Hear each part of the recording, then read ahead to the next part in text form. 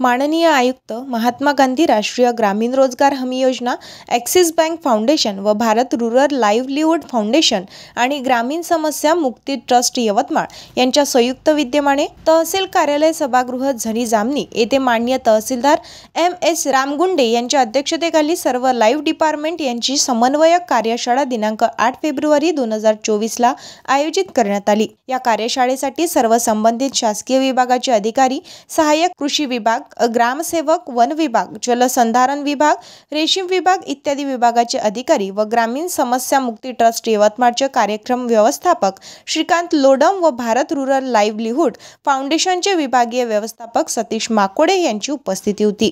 सदर बैठकीमध्ये श्रीकांत लोडम आणि सतीश माकोडे यांनी प्रकल्पाचे PPTच्या माध्यमातून सादरीकरण करून माहिती दिली। हाय इम्पॅक्ट मेगा वॉटरशीट हा प्रकल्प समन्वयातून 5 वर्षे राबविण्यात येणार आहे।